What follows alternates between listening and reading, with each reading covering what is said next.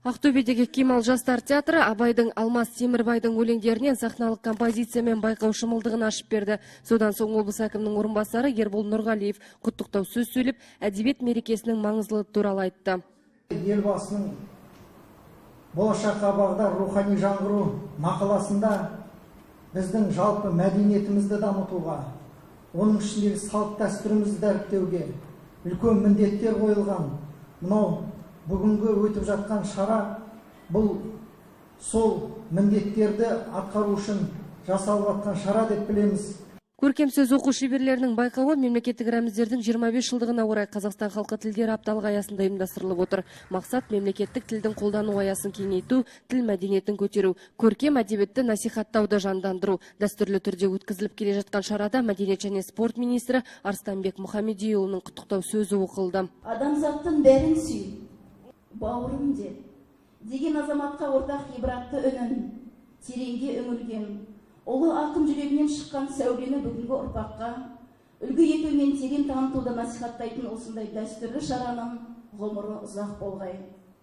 Еліміздің әр түкпірінен жиналған жергілікті жерлерде үздік деп танылған өрендерге сәттілік тілеймін. Байқауға Ақтөбеден өзге Алматы қаласы және 10 облыстан 15 үміткер келді. Ал Ақмола облысынан келген Гүлзат Қайыргелді жастайынан әдебиетті жаны сүйеді. Шаңырақ студенттік театр ұжымында өнер көрсететін ол бүгінгі байқауға Шыңғыс Айтматовтың ғасырдан да ұзақ түн романынан үзінді дайындап келіпті.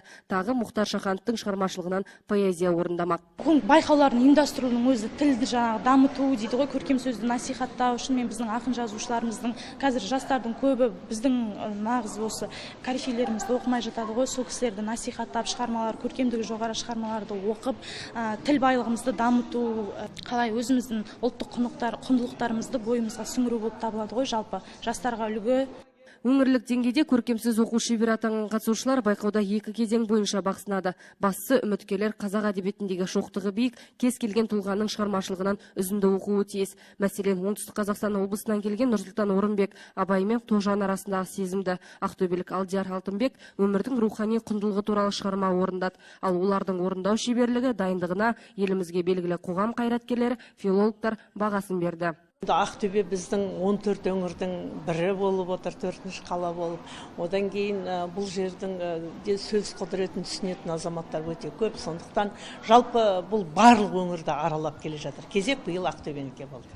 Келген жастардың барлығы да кеше біз дайындықтарын көрдік, шығарманы түсініп, соны халыққа жеткізгісі келіп, өздерін көрсеткісі келіп дайындалғаны бізді қуантады. Барлығы дерлік жастар. Кеш соңында жеңімпаздар анықталды. Бас жүлде 300 мың теңгені Ақмолалық Гүлзат Қайыргелді, бірінші орын 200 мың теңгені Қостанайдан келген Ділда Қайратқызы, екінші орын 150 мың теңгені Маңғыстаулық Әлбек Тағаберген, ал үшінші орынның 100 мың теңгелік жүлдесін павлодарлық Шығыс Қазақстандық қатысушы Қанжығаларына байлады. 3 қатысушы ынталандыру сыйлығы 50 мың теңгемен марапатталса, қалған үміткерлерге 20 мың теңгеден ақшалай жүлделер мен алғыс хаттар үлестірілді. Гүлбағда Қайратқызы, Мержан Аманжолов, Қазақстан, Ақтөбе.